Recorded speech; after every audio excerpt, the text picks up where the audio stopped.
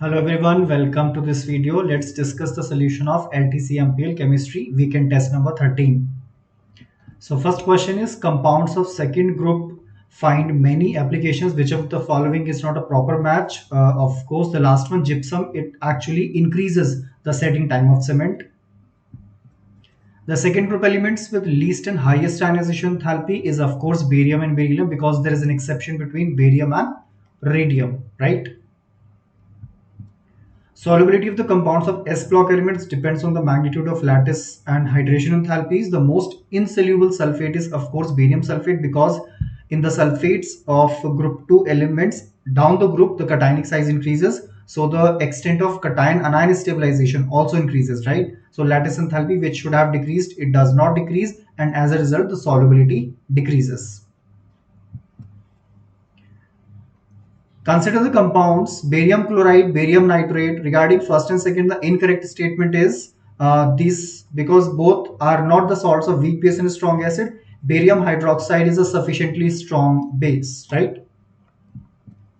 Which one of the following hydride cannot be prepared? Beryllium hydride, because all other hydrides they can be directly prepared by the reaction of the metal with hydrogen, but beryllium hydride is generally prepared by the reaction of BeCl2 with LiAlH4. All right.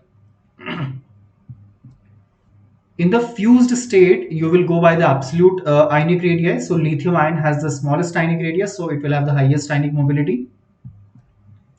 K plus ion activates enzymes, correct, it's factual, and the fluids present in cell contain more amount of K plus and Na plus ions, that is also correct. So both statements are correct. Liquid sodium is used as coolant in fast breeder nuclear reactors, correct, but in the preparation of tetraethyl lead, we use sodium lead alloy and not lithium lead alloy. So statement 2 is incorrect.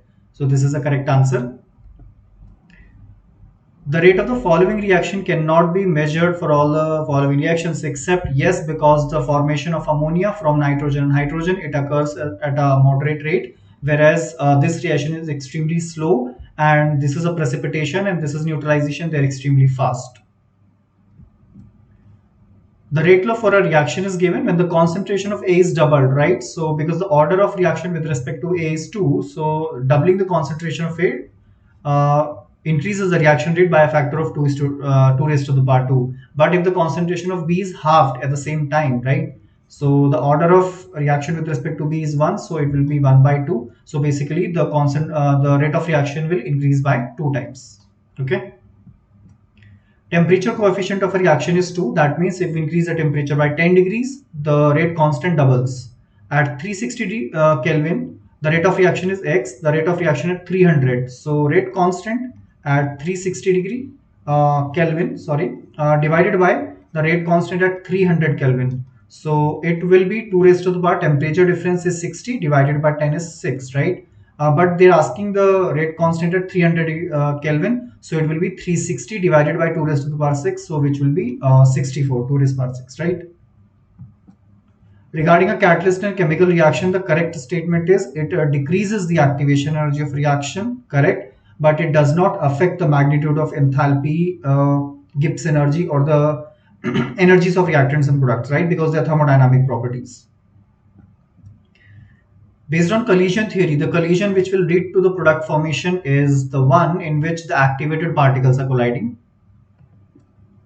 Rate constant for a reaction is 0.01 liter per mole per minute. The order of the reaction is, so the guys are units of rate constant will be mole, liter inverse raised to the power 1 minus order, and time inverse, basically second inverse or minute inverse. So you can see if I take second order reaction and is equal to 2, so it will be mole liter inverse 1 minus 2, which will be minus 1, and minute inverse, so it will be that, right? Mole inverse liter. So the order of the reaction is 2. Consider the reaction A plus B gives products. When A is tripled, keeping B constant, the rate of reaction becomes 9 times. Okay, so if I triple the concentration of A, that is A becomes 3A, then the rate of reaction becomes 9 times. So just equate this, guys. I can write it like this, right? So the order of reaction with respect to A is 2. Yes, that is 2. And when the concentration of B is doubled, so the concentration of B is doubled, keeping the concentration of A constant, the rate of reaction becomes half. So this is half, right? So this is 2 raised to the power minus 1 is equal to 2 raised to the power y. So the order of reaction with respect to B is minus 1. The overall order will be 2 plus minus 1, right? The sum of individual orders, which will be 1. This is the correct answer. For the reaction X gives Y, rate constant of reaction is molar per minute. Zero order reaction, guys, you can identify the order of reaction by looking at the unit of the rate constant. So if the initial concentration of the reactant is 2 molar, the half-life for a zero order reaction, guys, it is the initial concentration is 2 divided by twice the rate constant. So which is 10 raised to the power minus 3, right? So this will be 1000 minutes. The reaction X to Y follows zero order kinetics, and in zero order reaction, guys, the rate law is just equal to rate constant. So basically the rate of reaction is constant. The reactant is getting consumed at the same rate. So the time required for 50% completion will be twice the time required for 25% completion. So the ratio will be 1:2. Unit of rate of first order reaction, you can again find out rate has the same unit concentration divided by time irrespective of the order of the reaction. So it will be mole per liter per minute, right? Reaction A to B follows first order kinetics. Initial concentration is 1, concentration after 80 minutes. So such questions become easy if the time is an integral multiple of half-life, which in this case is true. Half-life is given to be 20 minutes and the time is 80 minutes. So how many half-lives are escaping? 4 half-lives. Now the initial concentration is, guys, 1 molar. So the final concentration at time t will be initial concentration divided by 2 raised to the power number of half-lives. So this will come out to be this 1/16. Time taken for 99% completion. So guys, T 99% will be 1 upon rate constant ln. Initial concentration, let's take 100 because the reaction is 99% complete. So 1% will be remaining, right? And you guys know that the half-life is equal to ln 2 by k. So you can combine these and you will find out that the time comes out to be 15 minutes approximately. A graph is plotted between T 50%, that is half-life versus initial concentration. The order of the reaction is 1 because, as I just told you, the half-life of a first order reaction is ln 2 divided by rate constant. It does not depend upon the concentration of the reactant. Which of the following compounds is least reactive towards SN2? So because the alkyl group is same, you'll have to see the leaving group ability, and which is inversely proportional to the basic strength, right? So because out of HF, HCl, HBr and HI, HF is weakest acid, fluoride is the strongest base, it will be the poorest leaving group. Hence, CH3F will be least reactive towards SN2. SN1 reaction can give rearranged products, true, because there is a formation of carbocation, and so the carbocation rearrangement is likely. SN2 reactions do not give rearranged product, that is also correct, because in SN2 there is backside attack, so there is no change in the skeleton of carbon atoms. For a nucleophilic substitution reaction carried out in polar protic solvent, nucleophilicity is least for fluoride because it has the highest charge density, and in a polar protic solvent it will be stabilized the most out of all halides, so the tendency to attack will be least. For aliphatic nucleophilic substitution reaction carried out in polar protic solvent, leaving group ability, guys, it is inversely proportional to the basic strength because HI is the strongest acid out of these, right? So iodide is the weakest base, that is the best leaving group. Most reactive towards SN2 reaction is the one which is least sterically hindered, this being the benzyl chloride, primary it is, right? Least reactive towards SN2 reaction, again, because this is tertiary butyl bromide, it's a tertiary haloalkane, it's the least reactive. Consider the reaction. You can see that this reaction, had it occurred via SN1 mechanism, there would have been the formation of primary carbocation, which would have undergone 1,2 hydride shift to give more stable secondary carbocation. So in that case, nucleophile would have attacked on C2, but this didn't happen, right?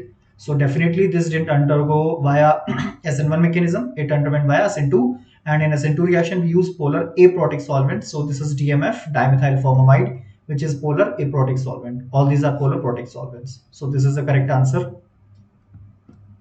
Which of the following halogen compounds gives a rearranged product? Okay, so you will have to see in which case the carbocation is likely to rearrange. Okay, so in this case, yes, because if you will see CH3, CH, CH3, CH2 plus. So initially the carbocation will be primary, but via 1,2 hydride shift, we can convert it to a more stable tertiary carbocation. So this will be your answer. In this case, you can see the iodide ion attacked the smaller alkyl group. So nucleophile attacks the smaller alkyl group. That happens in SN2 mechanism. So this is the correct answer. SN1 reactions are best carried out in the following solvent. Just you have to pick the polar protic solvent. So which is water. All other DMF, acetone, and dimethyl sulfoxide DMSO, they all are polar aprotic solvents. In this case, the rate of reaction is doubled. So guys, it is SN1 reaction. In this case, the rate of reaction is proportional to the concentration of the substrate.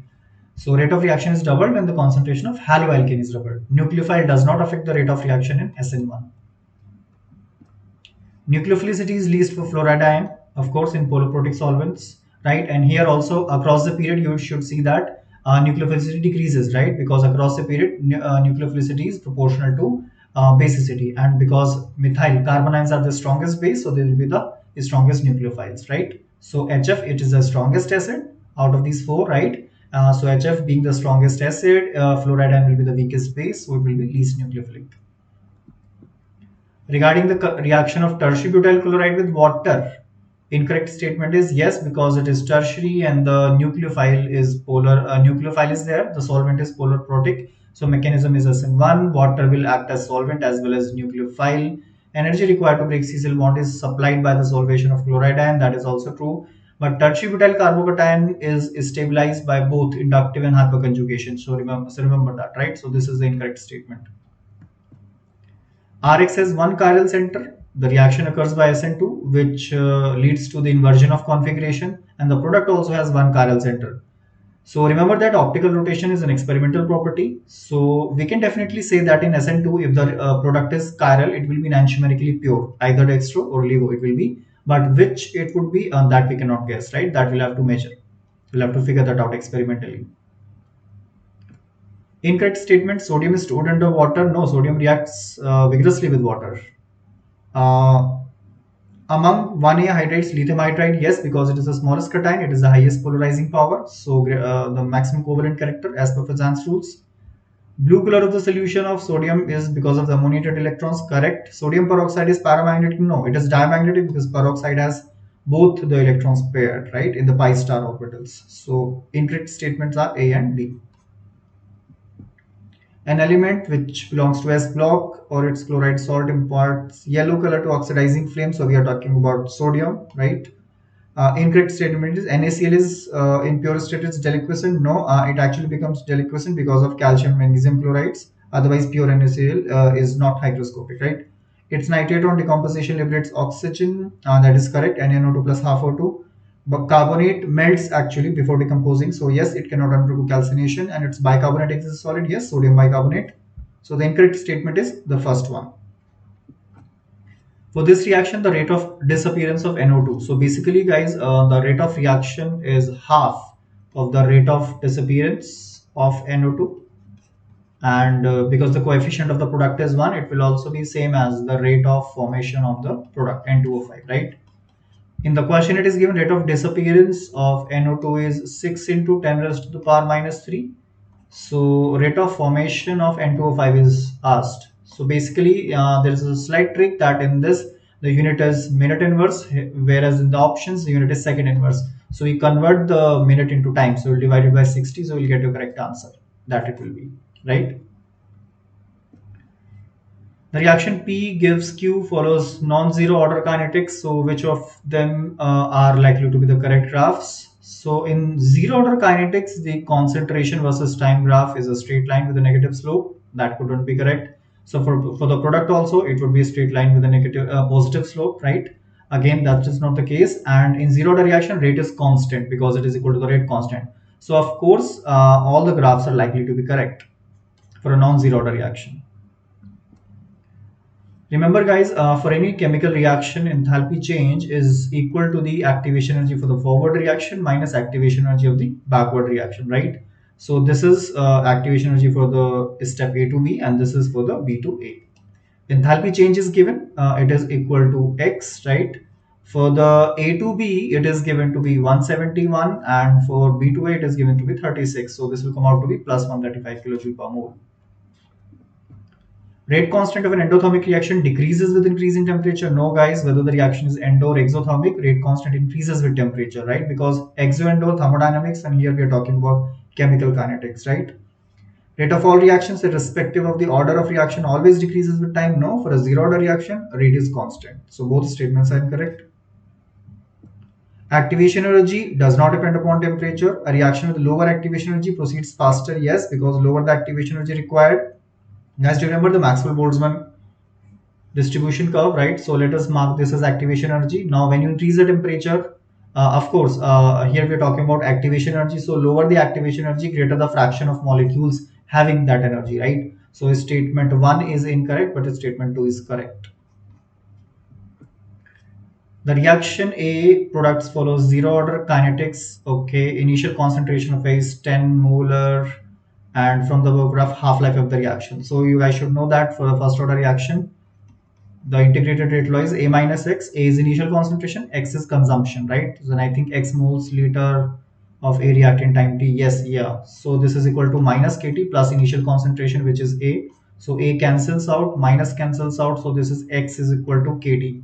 So if you compare this equation with the equation of a straight line, Y is equal to mx plus C. So you will see that for a zero order reaction, if I take X on Y axis, right, similar to this, bilkul, and then we take time on x-axis, then the slope is purely equal to the rate constant. So rate constant is 0.1, and half-life for a zero order reaction is initial concentration, which is 10 divided by twice of that.